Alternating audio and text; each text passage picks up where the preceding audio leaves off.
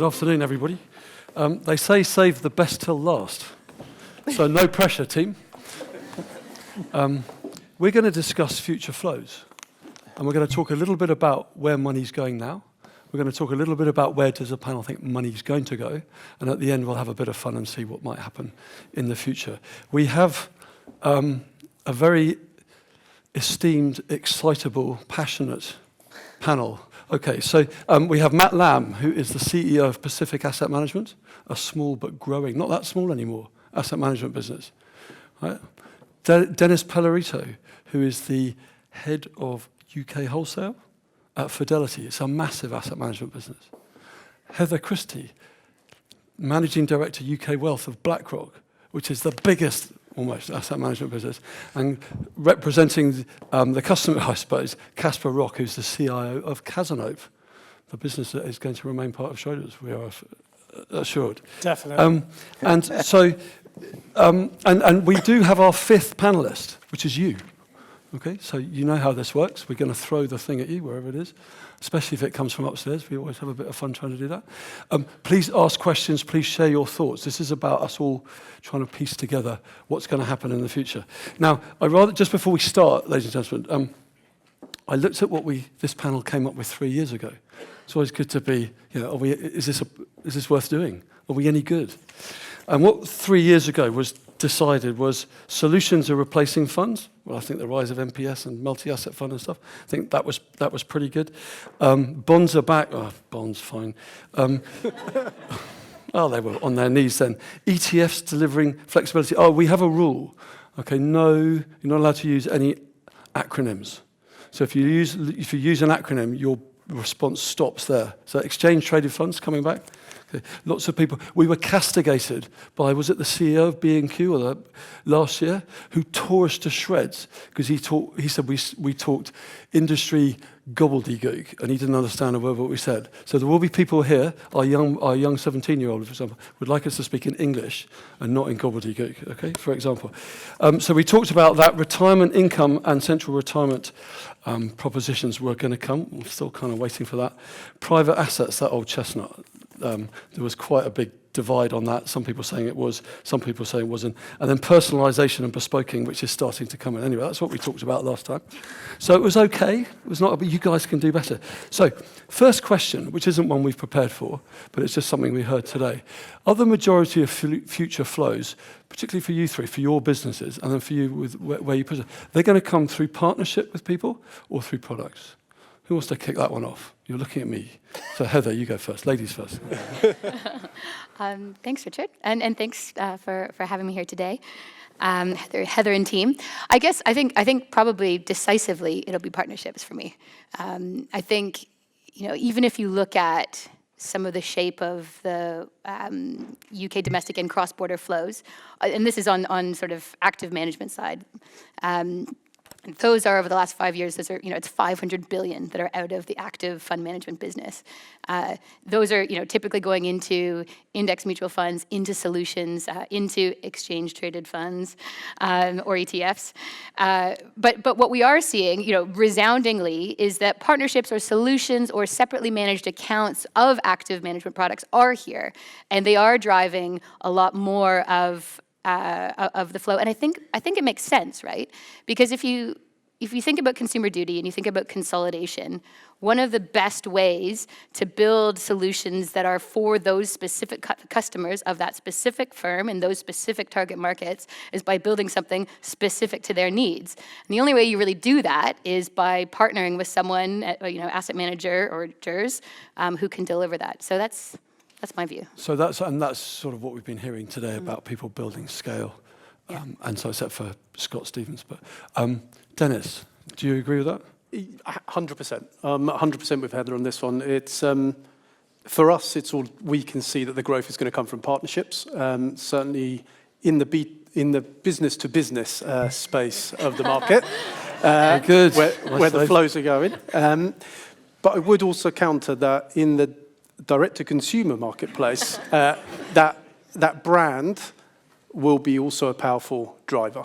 So, and we're seeing that in some other markets across the world, where that brand and that trust will drive flows to particular products that those strong brands will deliver.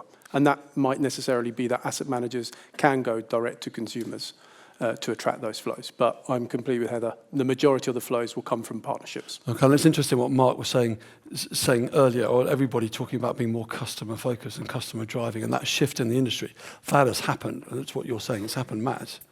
Yeah, I think that, perversely, I think in some ways people, go to, for a product, they actually go to firms like yourselves because they're ginormous product shops. And I think we've built a business that only does solutions. And I think that people solutions is a word that you were talking about 3 years ago that everybody seems to talk about. But, tech on its own is a product. Secret sauce or investment management on its own is a product. And without a client, you haven't got a solution. And a solution is the marriage of, what the client wants alongside technology and deep investment expertise. And if you can put all of those three things together, you get a solution. They don't come to Pacific Asset Management for another product. They come because we're unencumbered by legacy, and we can sit and work with them and deliver something that's very tailored and relevant to them. And so it's a sort of our raison d'etre, as it were. It's not an acronym. It's just not English. It's okay. That's French. It's all right. Casper, you're on the other side. Oh, from the other side. You're on the other side. So are they talking your language here? Or? Well, I'd say there's a Latin phrase, timeo danios et dona ferentes, which is, I fear the Greeks and those bearing gifts, which I will paraphrase is, I fear asset managers promising partnerships. I told you you could. But what I will say is, we don't talk about product, we talk about capability. And a capability is an expertise that someone may have that we may want to use as a part of a solution. And so I'm not buying a structure. We have all our capabilities, or we need capabilities to put in our structures that we use. And it's something actually I was going to talk about later, but I'm about to talk about it now, which is about the throwing structure. The asset manager comes off with this lovely structure, and you can catch it and put in your clients' portfolios. And we say, sorry, that doesn't work. We can't catch that structure. And that's where I'm allowed to say the partnership word works. Do you see what I mean? So I'm really keen on using capabilities. You want their skill, but not the gear that it comes in. Something like that. Okay, good. Okay, perfect. So that evidences the shift that I think has been referred to and people were sort of thinking about in years gone by. Just in terms of what people are doing now, Heather, no, Matt, we were talking earlier, there's been huge flows over the last 10, 15 years into passive. Narrow markets, bringing price down, poor returns from active. Do you see that continuing, or do you see that changing? I think that what everybody wants is a year where active management smash it, and then you hear the headlines which says like passive dead, active management. You want that? Back. Yeah, probably. No, I mean, we're big believers in passive. I mean, it's more than 50% of what we invest in through our solutions business. But when I think you get real change is when stuff creeps up on you that you don't really realize. And that's starting to happen. Over the last 3 years and 5 years, in sterling terms, the FTSE has basically done the S&P. The last 12 months, the FTSE has outperformed the S&P, just at a time where very large asset managers are reducing their domestic biases. You start to see some of these things. World value has outperformed market cap. World government bonds are down over 5 years. And so if you've got two levers, it's going to be much harder to deliver sort of sustainable and persistent returns. Multiple levers don't just give you, hopefully, better future returns. They give you more predictable returns. So volatility is just a word for predictability. And if you can reduce volatility, you increase predictability. If you can increase predictability, it's easier for people to do the advice. The biggest differentiation between investors' outcome is their risk appetite. And we don't choose their risk appetite, the advisors do. And that means the vast majority of the alpha is in the advice during the process. Our job is to sensibly and cost efficiently compound those assets over time. And to do that, you need as many building blocks as possible because that increases predictability. Harry Markowitz, who's an American, that did have a Nobel Prize, unlike the president. He said the only free lunch, diversification is the only free lunch to investing. And he actually shared his Nobel Peace Prize with a guy called William E. Sharpe, who invented the Sharpe ratio, which was all about risk reward and risk-adjusted returns. And these pure passive multi-asset portfolios, now over 1 and 3 and 5 years, are not the top quartile freebies that people thought. And that surprises people. I don't think people have actually quite recognized it. A decade ago, people thought a 60-40 portfolio was unbeatable. And net of fees, actually, there's many active managers and multi-asset managers that are beating that. And thank you. So out of that, I think you're saying both have their place. You definitely need both. And it's not just active and passive, it can also be factor investing. All sorts of different things, yeah. So Heather, what's the experience you're seeing across the globe from BlackRock? Is there anything we can... I just want to pick up on something that Matt said, because I think it's really worth digging into, is like the nature of active management is changing. So what we used to see in this country as, across the world as, an individual fund manager picking which stocks are going to go up and which stocks are going to go down. What Matt just described of picking individual building blocks that are maybe a world equity value or world equity growth or say a series of tech stocks. Those decisions to invest in those, ostensibly passive, we like to say index because actually, a lot's going on to make good index investments, but that's a side note. But ostensibly passive building blocks, those are active management decisions. And you can still be building a very, very active portfolio, but using those index building blocks. Same thing, the way that AI is being incorporated into active management. Like our systematic team, has been running portfolios that use AI type techniques for 25 plus years, but they're crunching like 15,000 data sets every single day. That's active management, but using technology and AI to do it. So I guess, to your direct question, Richard, like what we're seeing on the kind of active index portfolio construction debate, there is absolutely still a place, and I would argue always will be a place for active management in portfolios, but how it looks and feels is changing, rapidly. Casper, how do you involve yourself in this? Probably, apart from being cynical about these, what they call enhanced index, which is a way of making more money out of index strategies. I quite like them, actually. Yeah, good. Yeah. They work pretty well for the right portfolio, the right strategy. They definitely work. And actually, more and more of our client base are really getting to understand them, whether they're technology enhanced or an active strategy with a tech overlay to control the risk. Really like them. So less wild active.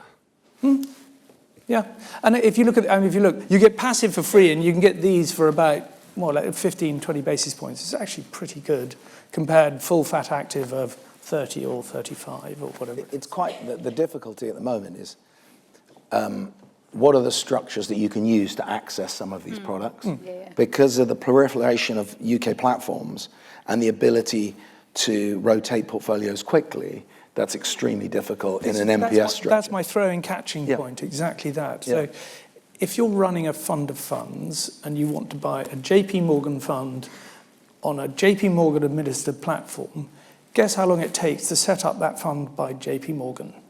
Yeah, a long time. 8 weeks. Whereas you can buy an active exchange-traded fund the same day. Except many and you don't have to do know your client and anti-money laundering as well to buy that. So it's just a much more simple way of getting the plumbing to work. Brilliant. I think, though, on the plumbing question, though, because I think, and I know one of the topics we're going to come on to is, like, are we at peak MPS? I think which is super interesting. Hang on, I asked the question. Oh, yeah, sorry. MPS. Model portfolio service. And that too. Right, Dennis, I'm going to ask you a question now. I'll allow you FTSE and S&P because that's okay. Yeah. So, Dennis, what are you seeing in terms of the types of active strategies that people are asking for you now? I am going to pick up on something that's been said already. So if we go back to the start of today, we talked about trying to get end customers out of cash into investing. So some of those low-cost solutions that we're seeing around the world actually are not a bad thing for starters, people that want to get into the stock market, and they are full solutions which are managed in an appropriate way. And we're seeing a lot of growth around the world for that kind of solution. And again, I completely agree with Casper. It is about capability, and we're, as a business, are wrapper agnostic. So the client decides how they want to access the capability, and then we have to be able to deploy it. Sometimes the timelines are a bit tight, I agree, because we need to do it quickly. But we are seeing the continued growth of passive investing. So again, when we look at the UK, the last 4 years, we've seen 120 billion sterling come out of active funds. That's extraordinary. That's out the industry. 65 billion net flows have gone into passive funds. The only active sector that continues to take flows is fixed income at this stage, and equities are suffering because of the way that the markets are evolving, the way that we need to deliver our investment capability to the market. And that can be in more enhanced strategies, it can be systematic. But again, the client really decides how they want to access that, ultimately. So where we're seeing the flows today are continued in what I call normal core building blocks, but maybe delivered in a slightly different way to end clients. Some of them want segregated mandates, others would like them in exchange-traded funds. Some are quite happy in the traditional fund structure that we have in the UK. Secondly, we continue to see flows into fixed income. I know you didn't want to talk about bonds, so we won't, but it is going into active fixed income funds. And then where we are seeing, during a market volatility like this, we're starting to see a pickup in diversified assets. And by that, I mean liquid alternatives from our perspective, where people are looking for how can you offer and rely on the capability set that you have to deliver something which actually might be market neutral for this stage of the market cycle. Okay, we'll come back to alternatives in a minute. I just want to finish pursuing the structure piece. Casper's talked about wanting to access things in the way that he wants to access it, and presumably build your own structures in which you import their intellectual property. How do you see, we've been historically hooked on mutual funds, really. So how do you see that unfolding over the next 3 to 5 years? And is it going to be more fragmented as to how people interact with you? Or do you see one structure winning out over another? I completely believe it's going to be fragmented.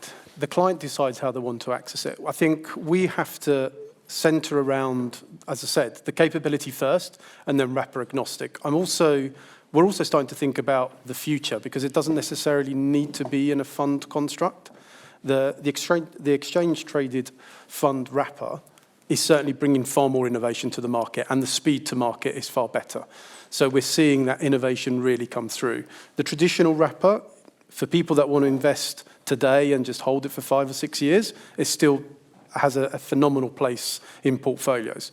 But then we're going to come on to what does technology mean in the future, and how does tokenization potentially revolutionize what we do? Don't know.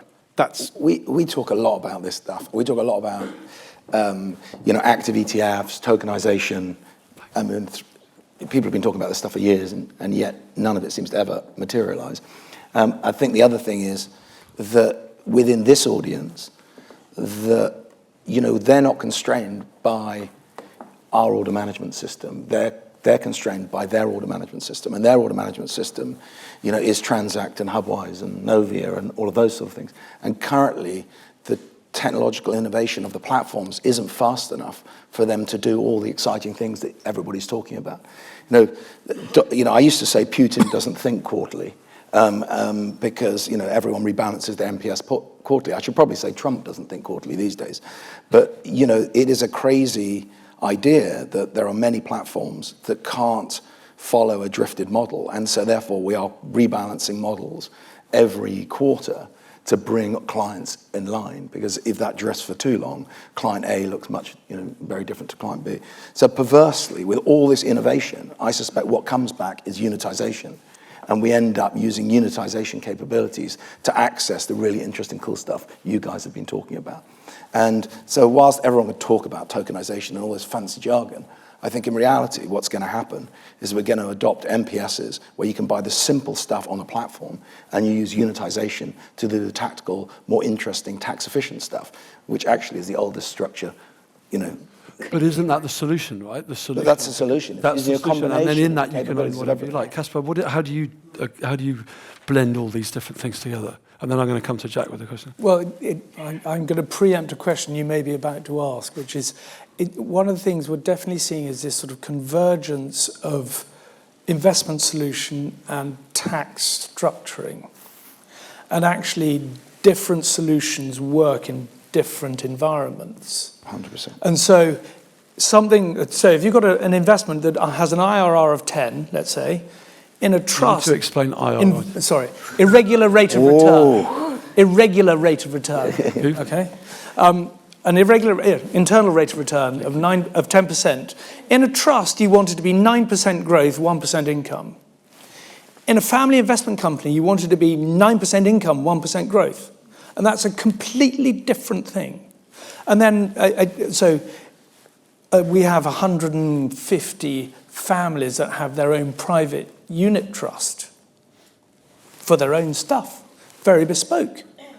And then if you look at other structures, there's a convergence between yield and inheritance tax mitigation. I mean, there are all these sort of products, and I think more and more they're going to converge. And whether we're building the structures or whether the manufacturers are going to think about, crikey, this is a structure we really need, that is where I think there's going to be more and more of this convergence. And if you look at the way that the active exchange-traded fund sector really took off in the US, it was because it was tax-driven. Mm-hmm. You don't get the same tax advantages here, but so much of this is going to be more and more tax-driven, I think. So it's You all more also coming have to together. list your ETF on 17 different You said exchanges. ETF, so. Jack, question. So my question, Matthew, you mentioned earlier about one of the big influencing factors is outside of your control. It's the customer's attitude to risk and their risk appetite. If any of you could wave a magic wand over the firms having those conversations, what would you change about how we do that? With the financial advisors? Yeah, I think that, the world has changed a lot, but historically, the reason why people use acronyms is Alan Sugar said, where there's mystery, there's margin. And so as an industry, we want as much mystery as possible to maximize our possible margins. And it's really fun and exciting and sexy to a certain extent, talking about wars and markets, and it had an element of glamour in it. But what we are selling in the asset management community is educated guesses. That's what we're doing. We're selling intangible outcomes. And what financial advisors do is they sell tangible outcomes. Your IHT planning. When we started our business, we were unencumbered by legacy, so we could look at it in a slightly more honest way. And I remember, when my father was terminally ill, we were sitting in a hospital, and him and my mum bought a house in the sort of 80s in Fulham for about 50,000, and it was worth about 500,000. And my dad, he sold tractors, so he didn't have a ginormous pension scheme. And the financial advisor said to me, look, it's in both your names because they were maximizing their income. Put it in your dad's name. When he passes, it will go to my mum. So he died. It went to my mum. My mum sold that and saved 85,000 quid in capital gains tax. Now, on the size of his pension, it would have taken me 35 years to make him 85,000 quid. And the single biggest thing, in about 4 minutes, they had made more money than I could make in 40 years for him. And the industry massively undersells this influence that you have on people's future outcomes. And what Casper's talking about is he is in a very unique position because he's talking about stuff that he can deliver for people with huge wealth. And they can structure things with family investment companies and family OICs and all those sort of things. And unfortunately, the technology infrastructure in the UK doesn't support people that don't have, £1 million or more. And the people who are supporting them are in this room. And that is the amazing thing. And as an asset manager, what we want to do, to quote Stuart Phillips, who's the CEO of TPO, who we've done lots of work with, he said to me, I want a fag paper's width between my advice proposition and my investment proposition. And we've sat down and worked the out one how to quick do line I would and add. that, I think, is what I want you to say to clients. But the one quick line I would add is I say the better the financial planning, the less risk I have to take in that portfolio. So your point about lots of active bond funds, we own almost no active bond funds, terribly sorry, but we own lots of low coupon gilts because the after-tax return is way better than owning a high yield fund outside a wrap structure. So the point here is the flows are going more personalisation. Yeah, definitely. More lined up with advice, Yeah. more personalisation, which actually stands to better outcomes for investors, and then better stories going out promoting collectively what we all do. Before we get into the nitty subjects of peak NPS and alternative or absolute private assets, it's coming. We have a question from Cyril here, I think. One quick question from me. So towards Matt, you mentioned that we potentially moving towards this world where it's unitized structures as opposed to maybe more technologically advanced MPS where you can rebalance to an individual client on a daily basis. So one comment is at my previous company, we built that. So we were rebalancing model portfolio services of tens of thousands of clients on a daily basis. So the technology does exist. It's quite a build to get there, but it does exist. And the question for me is how would we deliver hyper-personalization if we kind of stuck with ETFs and UCITS and mutual funds and we can't move towards that MPS world where you can have an MPS portfolio per client and they can like say, you know, I want this sustainability tilt, I want that value tilt or that growth tilt and go down all the way to individual stocks. How would we deliver that in a unitized world? Okay, so I'm going to forgive him for using all those acronyms because he's not on the panel. Because he's not on the panel. Oh, don't call me out. From that, but yeah, so we'll deal. Can you answer that question? Then we're going to go back into the. Yeah, very quickly, I think hyper-personalization is something that you don't need. Hyper-personalization and all the stuff that Casper's been talking about is the hyper-personalization of the tax plan. It's about their structuring. I think that needs to be hyper-personalized. And until you can find a robot or an AI that understands the UK tax legislation, which I think is basically impossible, there's not enough computing power, then hyper-personalization has to be done by you guys. Our job is actually to deliver our best ideas in the right risk bucket at the right price for the right level of risk. And volatility, just to say it again, you know, lots of people ask whether volatility is a measure of risk. It's not. Volatility is a measure of predictability. And advisors should think about that word when they're talking to their clients. You don't go, I'm going to Dubai, the weather's super low vol. You know, or I'm off to Dubai, you know, the political tension is super high vol. You know, you say, I'm going to Dubai, the weather's very predictable. And depending on what their hyper-personalized tax plan is, you then have to tell them whether they're going to have to take less or more predictable outcomes, and that will depend on their time. And if it's very long time, it might be pure passive.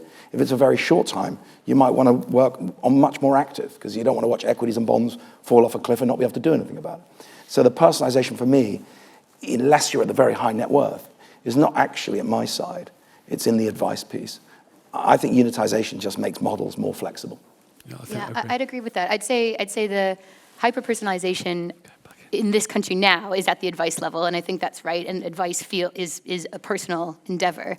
I think the key piece that's missing is at scale. So I think being able to do hyper-personalized models at scale is a reality in the US. There's a significant business out there in segregated managed accounts. There we go. Separately managed accounts. Thanks, Heather. Separately managed accounts, where we do have the technology where you can deliver hyper-personalized portfolios, whether it's for tax, whether it's for particular preference on which types of stocks to invest in or not. That technology, and it's come up kind of briefly here, is not yet a reality within the UK advised platform market. Not to say that it can't be, but given the significant challenges that we have in delivering exchange-traded funds on advised platforms that aren't in a unitized structure. I think having that reality of separately managed accounts on advised platforms today in the UK is probably not a 3 to 5 year thing, I would say. Within the realms of ultra-high net worth, absolutely, you can do that. But you don't need the technology to make that a reality. Thanks. We're going to come back to the future of the industry in a minute, if you'll bear with me a couple of minutes. Dennis, managed portfolio services everywhere. Is that challenged yet to continue to grow? Is that where flows are going to be channeled through? Or do you see that peaking? Well, we've just entered the market. very, very late. So, And the day before Vanguard too. yes, well, not going to say that against the competition. So there's a couple of things there. So we are seeing the growth of managed portfolio services across Europe as well. We're seeing the continued growth across the US, actually, in terms of the way that we can deliver this. And again, we got to go back to basics. We have come into this market because a particular set of clients has said, we would like to access this capability in this manner. Would Fidelity consider offering it? So we are client-led, and ultimately we deliver what the clients have wanted. What we have tried to do is try to deliver that service in a slightly different manner, where we may be able to overcome some of the tax issues that a normal model portfolio services may offer outside of a particular tax wrappers. So we have tried to think about the future and how we can address that and how we can get access to some of those other capabilities, which are non-Fidelity from other groups, into those in the most efficient way and deliver that for the clients that want it. Okay, and I think NextWealth last time they counted, what was 190 bill in managed portfolio services? I think if there's one takeaway, models are coming to everyone wherever they are in the world. You know, it's happening in the US. It's consistency. Right? Yes, exactly. So Heather. Sorry, Richard, it's a really good point. So there's 190 billion, almost 200 billion sterling in model portfolio services in the UK. How much are in active exchange-traded funds across the whole of Europe? We'll ask Heather. She'll know the answer. Oh, no, 30 didn't. billion? It's a lot. It's a lot. It's a big number. 90 billion. 90 billion, there you go. Yeah. And so when people ask us why are we entering this market and clients want the capability, you have to really consider it. It's huge. Yeah, It's a huge. But surely the difference there is managed portfolio services are designed to be specific to the advice process or to the customers, whereas exchange-traded funds are a mechanism for accessing a strategy that typically you guys have asked for, right? Or created. Casper, you're smiling at me. No, carry on. You're doing very well. You're doing not very a well. panelist. MPS is not really my pitch. Yeah, no, I get that. Yeah. Okay. But I think, it is the case that virtually all of the asset management innovation in the last couple of years has occurred in an exchange-traded fund wrapper. So whether that's more granular exposures within fixed income, whether that's different currencies, whether that's any sustainability exposures, that has all come through an exchange-traded fund wrapper. Because it's easier for large asset managers like us to be able to scale that quickly and efficiently across Europe. It's really hard to do that or to see if there is enough client demand if you're only going to build that in a UK unit trust. That's hard. And whereas if you've got a European exchange-traded fund range, you can generate demand across the entire continent, which just makes it easier and more economical for us to launch. There are signs in models that passive has reached sort of, or it's not accelerating in the same way. If you look at NextWealth's own research, a decade ago, I guess there was very little passive in MPS. It now seems to be around 50%. And, I think it went from 40 to 47 to 50 or something like that. So it is not moving. If the industry is growing at 25% or 30%, passive within that is decelerating as a percentage of people's portfolios. And I think the difficulty is, for a financial advisor, is if you've moved the entirety of your clients into passive, purely sold on a price, value story, you've effectively boxed yourself into a corner with zero optionality. The problem with passive is you can't outperform because you're just doing passive. So you've lost that optionality. You've put yourself into a corner. And if passive and active managers started to outperform, passive started to underperform, the only way out of that corner is to put fees up for the client. And yet you've, as a financial advisor, have sold those low fees to them. So it becomes difficult. I got that wrong. I'm going to move you now into some active. By the way, your fees are going to go up. They might suggest to the advisor that he puts his or she puts his fees down. So I think that I can see it reaching peak passive in MPS. So to give you some support on that, in our experience across the book of business that we run, which is between 6 and 7 billion now, it's about 75 to 80% flows into the blend. Yeah. Right, which is a combination of active and passive, which goes back to what you've all been saying already about how you achieve the returns within the risk profile, right, from that point of view. So that seems to be consistent with that point of view. I want to move on to private markets or alternatives, and we've touched on liquid alternatives. Dennis, you've talked about that, and there's, I think, a polarised view on where flows might go into private into, let's say, semi-liquid is illiquid as far as I can say, illiquid assets. Yeah. From Binary liquid. Binary, well, exactly. Binary liquid is liquid until I'm it going isn't. to be careful. I'm going to get myself into trouble here in a minute. No, but Schroders here, I can say that. So two questions for you, and then we'll come to our friend here. So firstly, how much do you think will flow into liquid alts, some of the strategies you've been talking about? And do you think, and if so, where will we see flows into what we call illiquids and the more private markets? Who wants to kick off on that first? So there are very good reasons to include private markets, liquid alternatives, diversifiers in a portfolio. Because I think especially over the last couple of years, what we've seen in markets is equities and bonds, the correlations that they used to have, which made a portfolio made up of 60% equities, 40% bonds, a really resilient portfolio, that's really broken down with a lot of the turmoil that we've seen over the last few years. What private markets does, or an allocation to private markets, is create more resilient portfolios that have a bit more ballast against some of the buffeting that we've seen. I think what the challenge can be is, who is able to take that level of illiquidity?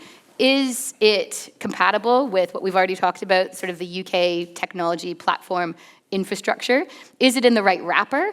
And is what is underlying it, is that kind of compatible with the liquidity of the wrapper itself? So if you're investing in something that you have to wait 6 months to sell, but your wrapper is daily dealing, that mismatch, as we've seen over many cycles, can create issues.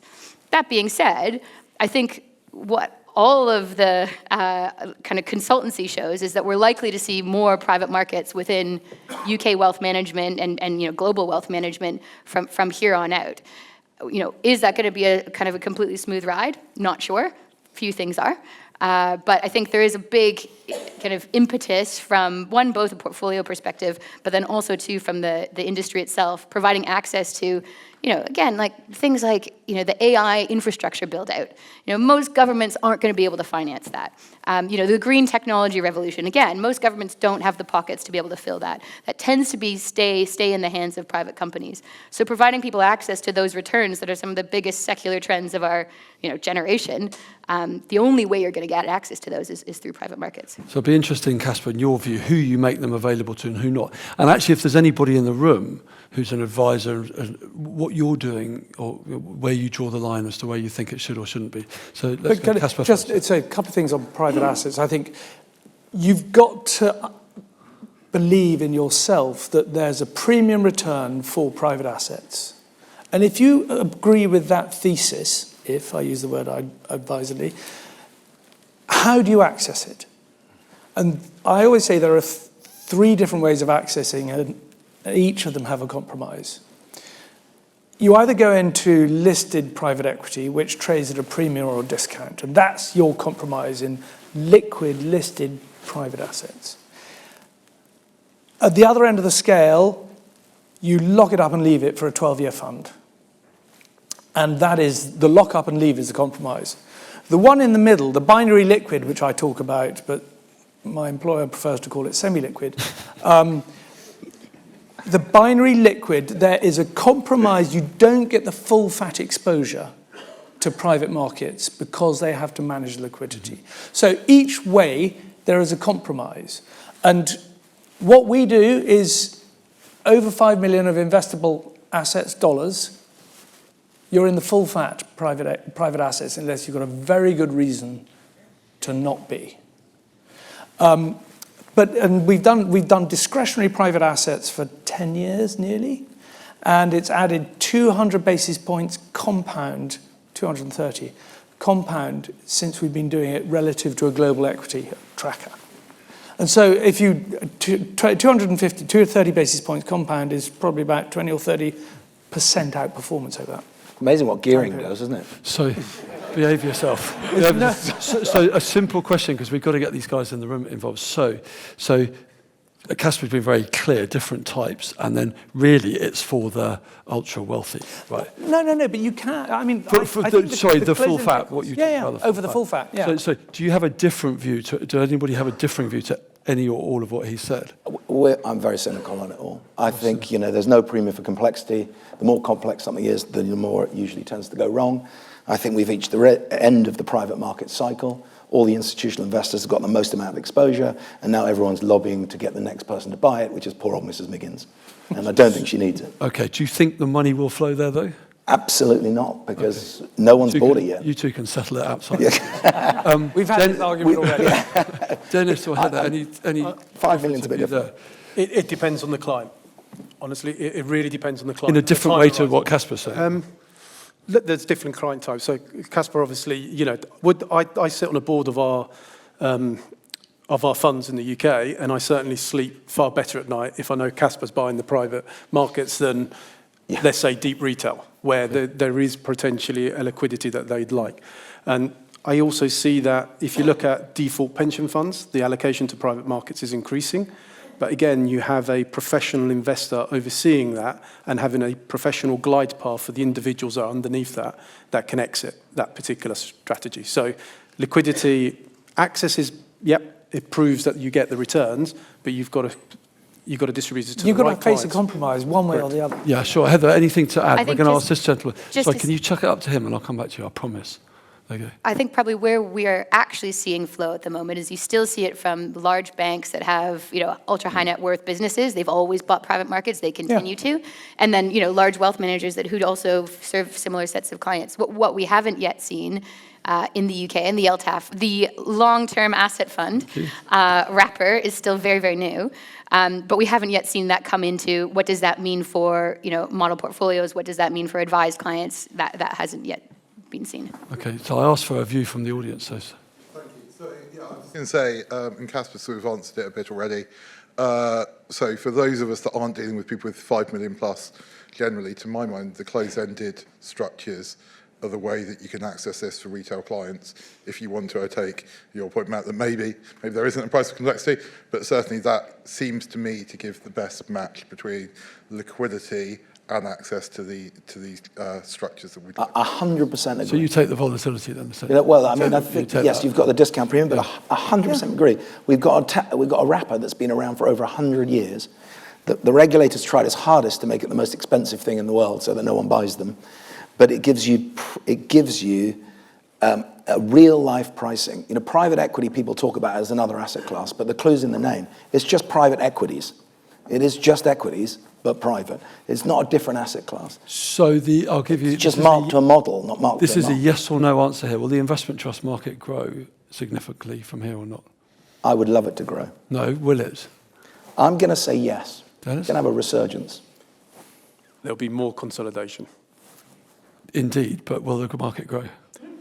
The trusts that consolidate will grow, but the market won't. I'll Sounds give you like a the different debate. This sounds like the debate. I'll give you a different answer. I think the trusts that have listed equities are going to struggle. And I think the ones that have private equity and alts should do better, but they're in a bit of a mess at the moment. I run a book of 2.5 billion in listed alts, and I spend my life trying to sort them out because there's so many punch-ups going on.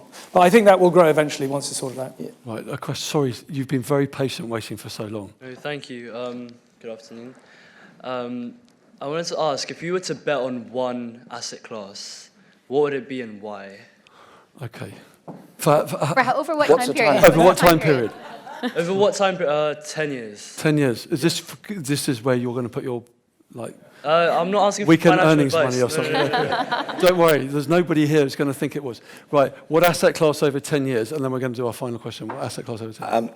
I think you've got to say, I would say value equities. Okay. For Casper, have you got more than 5 million quid? Just Dennis.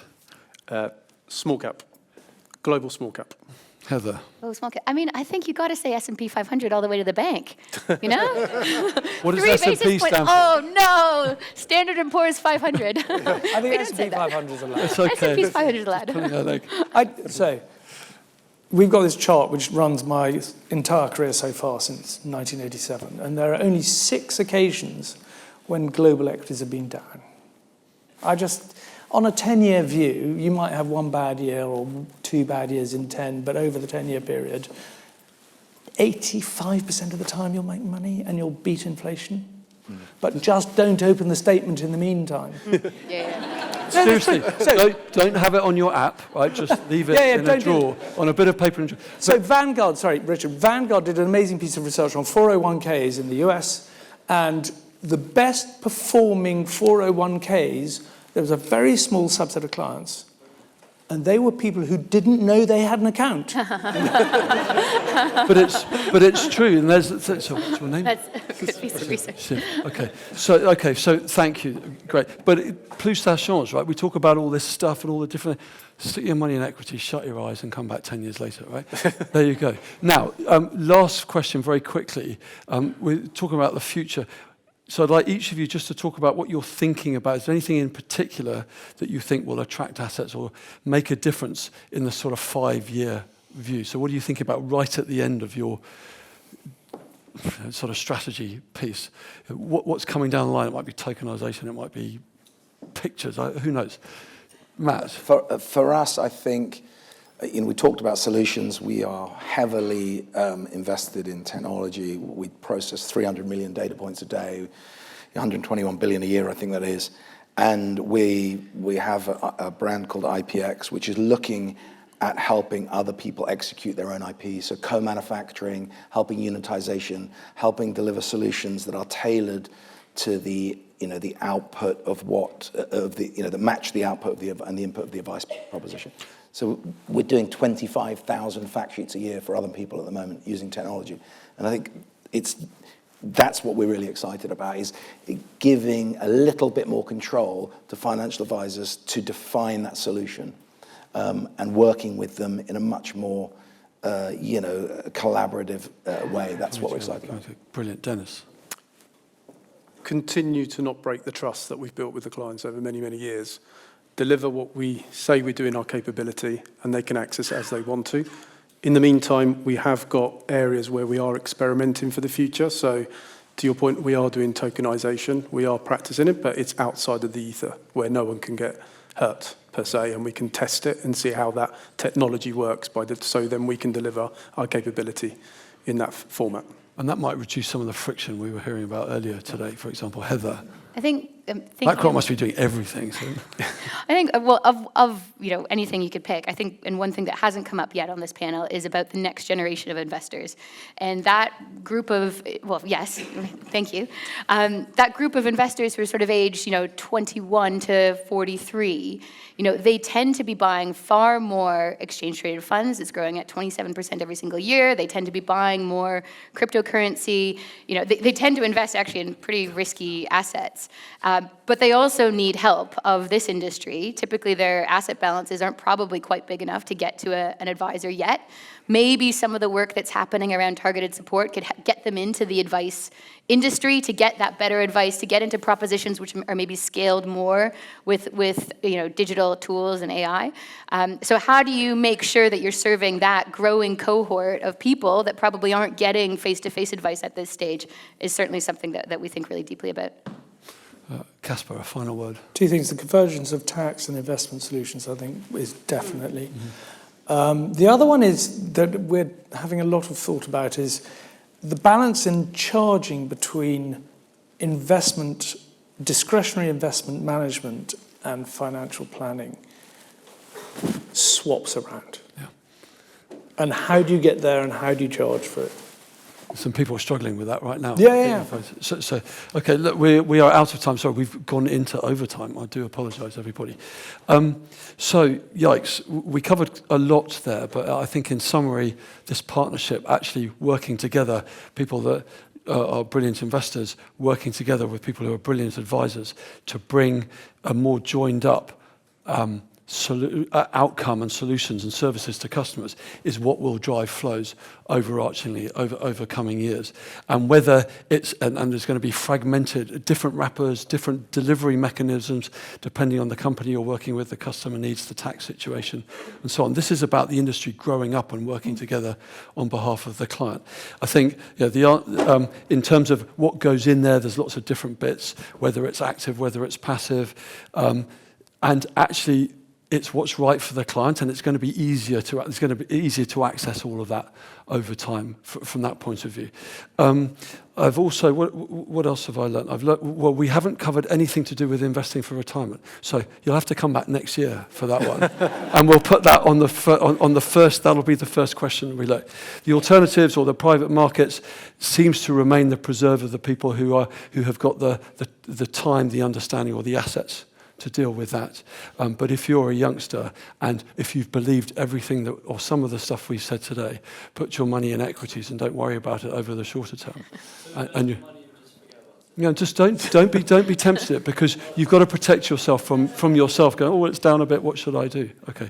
So and finally, so before we thank our audience, I think we should thank the best member of the audience today. Thank you.